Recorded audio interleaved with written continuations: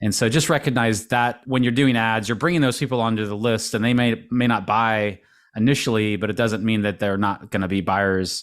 In fact, they may be some of your best buyers. And so this is kind of the happy surprise that we learned many years ago, and we teach our clients, and we're teaching you now.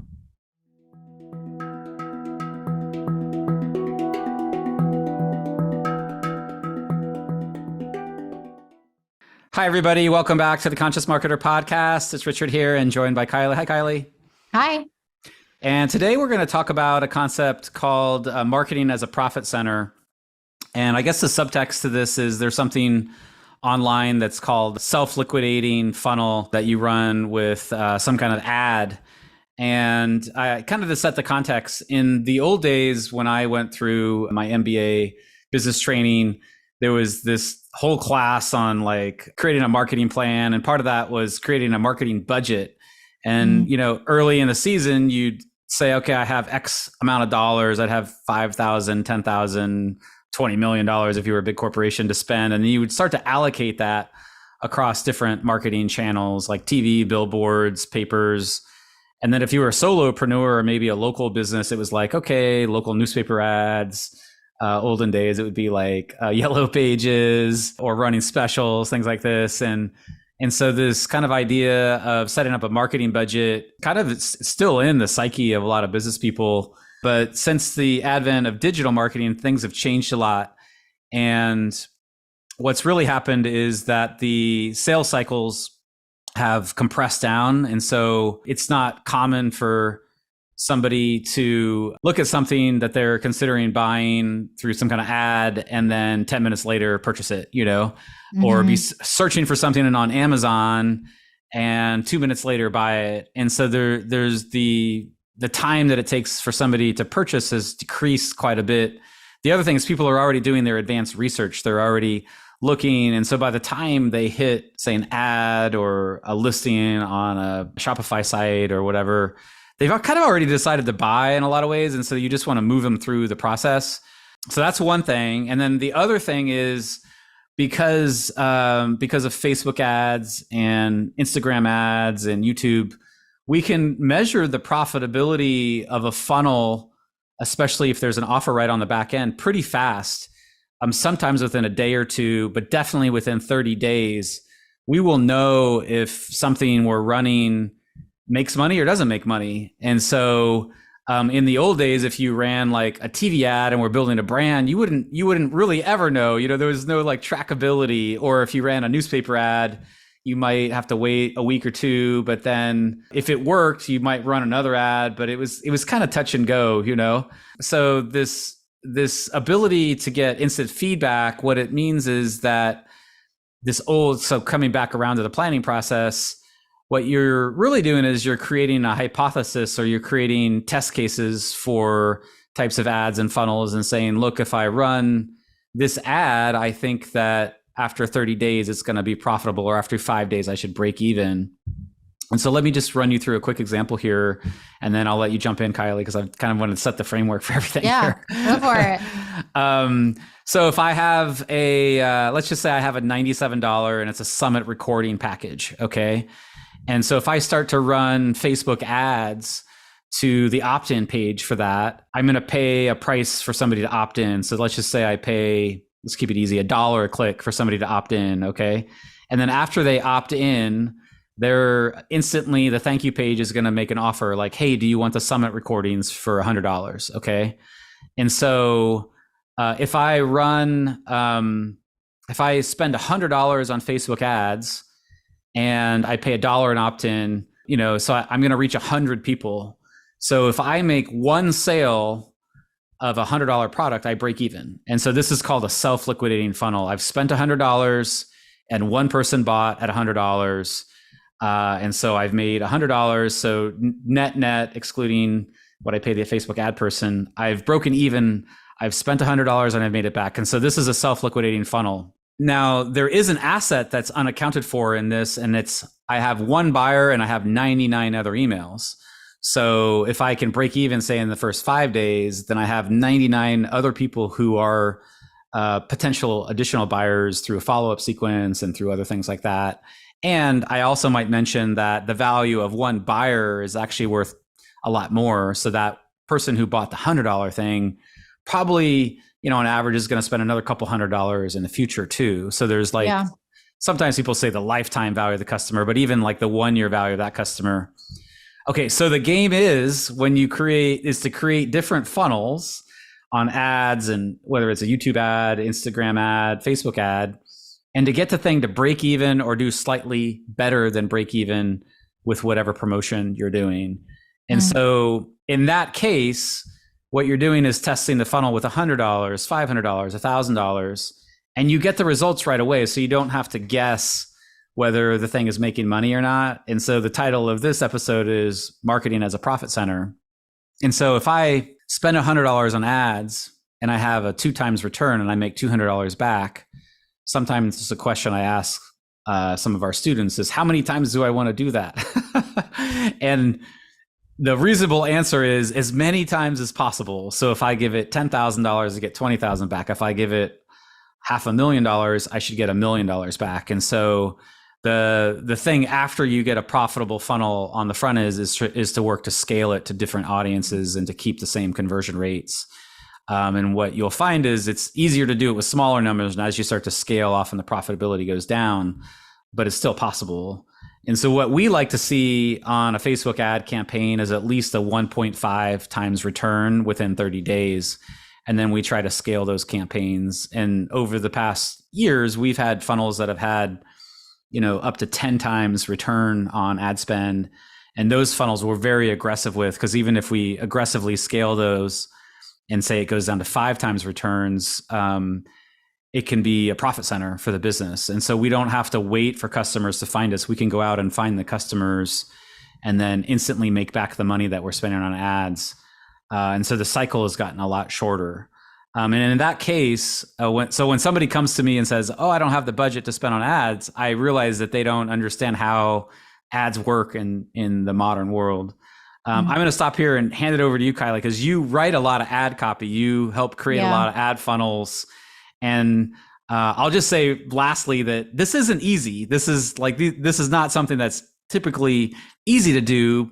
But if you can figure it out, it's like the holy grail for online marketing, because you can generate free leads and sales that don't cost you anything on the front end.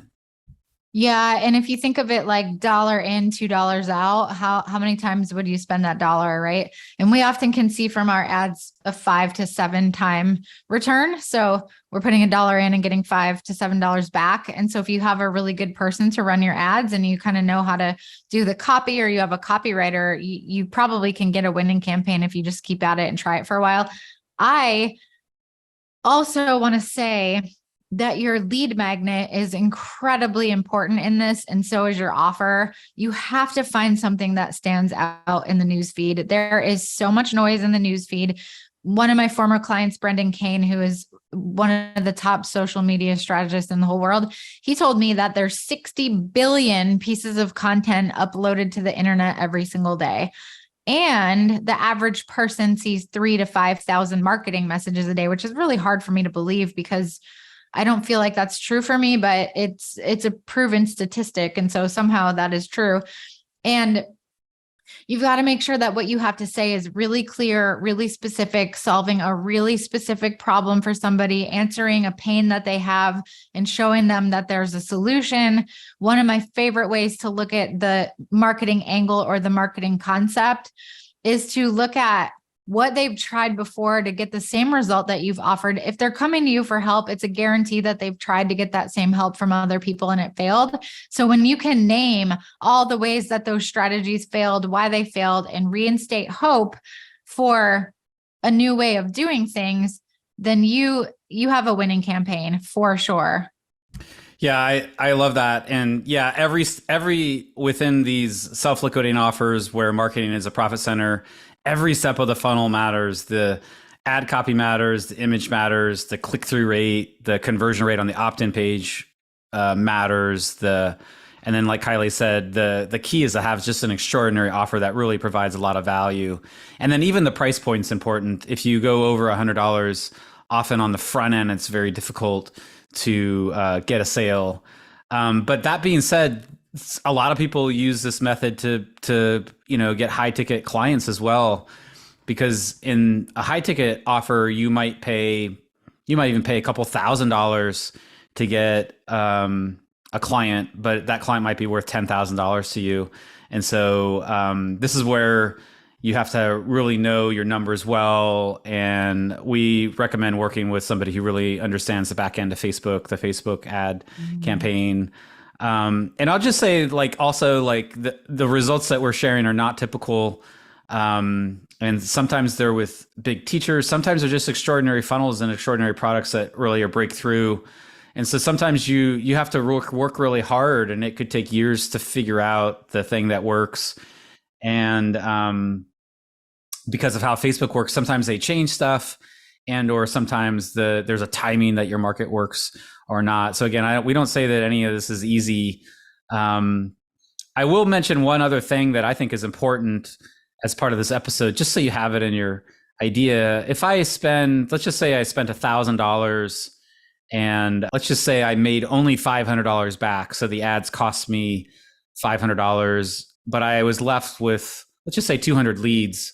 And so I have 200 leads. I made $500 but I lost $500 because of the ad campaign. So net, I have 200 leads and a negative $500. In a lot of online businesses, the money isn't made on the front end, and sometimes they call this a loss leader. And often on the front end, you will take a small loss, and it could be on the ad cost or whatever, because over time, the series and the different things that you're going to offer, there's higher value offers on the back end that people will take. And so this is just something to really recognize. And this is especially true if let's just say on the front end, you're trying to sell a $30 offer or a $47 offer. But on the back end, let's just say you have like a $5,000 coaching package, or it could even be like a $50,000 consulting retainer if you're, maybe in the corporate world or something like that. And so you can buy a lot of ads for $50,000, So those 200 leads, if you could have one person take a $5,000 offer and another person that became, if you ran an agency, became an agency client where you made $50,000, you can start to see how the front end it's important. And we'd like to see, it break even on the front end, but if it doesn't, then you really want to start to look at your back end offers and make sure that you have some offers that are not just higher price, but provide deeper transformation, or maybe they're done for you services for your clients. And that's where it's marketing is still a profit center. It's just you have to be able to spend a little bit on the front end, and then wait and nurture the client long enough to convert them on the back end for some of your higher price offers. Yeah, I love that. And I think it speaks into the need for an ascension model. So for our business, we have a $99 a month membership site, which is pretty easy for most people to say yes to if they want the specific benefits that we offer, which is content creation and increased engagement and building a following. That's what we do. And then we have our accelerator program, which is $1,500. And then after that, we have a program that's $20,000. Now, what we do know is we get a decent percentage of our high-end mastermind clients from our accelerator program.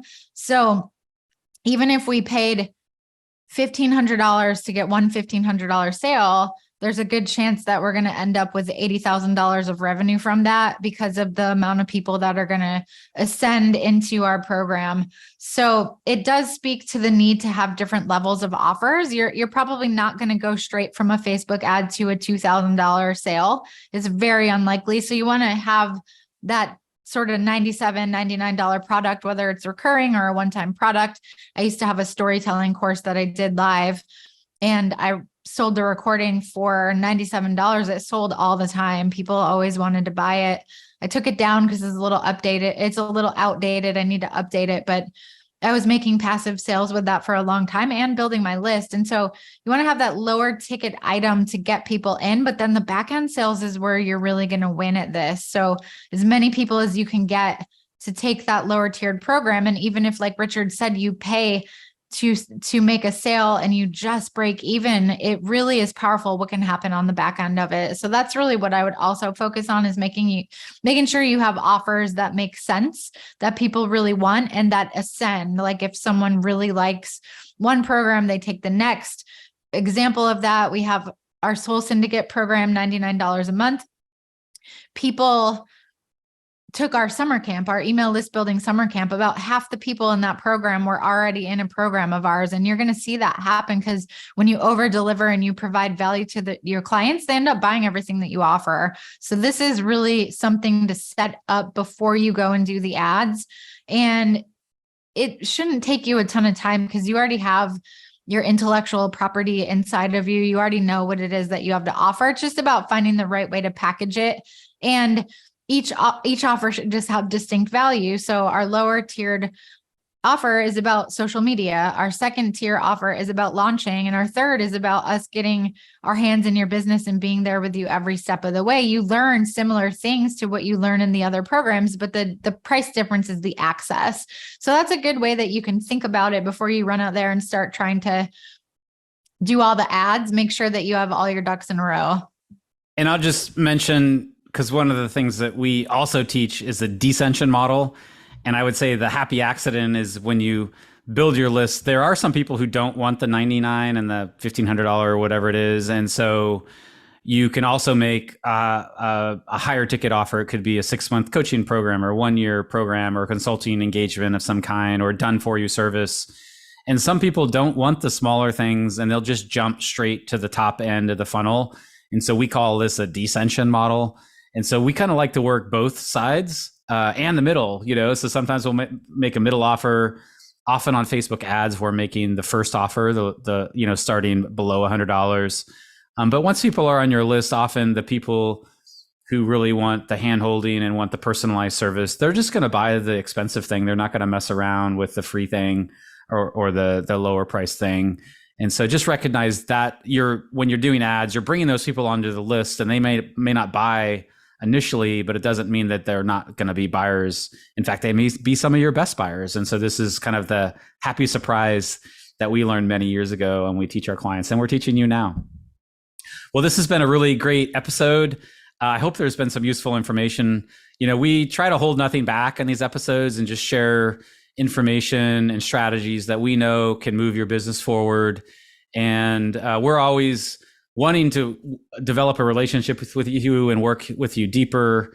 You can go on to consciousmarketer.com. You can see our different programs that have been mentioned inside this one, especially the Soul Syndicate. It's a great way to start with us, or the 90-day launch accelerator. And if you want to descend, we can do that too. You could start with the source. Anyway, we do it because we want deeper transformation. And this is really just the very, very tip of the iceberg here in terms of how to build an online business. Thanks for joining us today. You can get the show notes and all the episodes at consciousmarketer.com/podcast. Kylie, any last thoughts on this episode or anything else? I would just say, go out there and do it. Be messy, just go out there and do it. Get a budget that you feel like you can afford. Spend 10% of all your income on playing around with ads. If you don't want to do it yourself, don't do it yourself. Find an expert, but most of all, just play with it and have a good time. I experienced my first success because I wasn't worried about the money and the loss of the money, and that freed up my creativity so I could just go out there and play. And in that playful energy, you'll attract a lot more people in. So if anything I could impart you with today, it is have fun and make it fun for you. Enjoy it. That's a great way to end. Thanks everybody for joining us today, and see you on the next episode. Bye for now.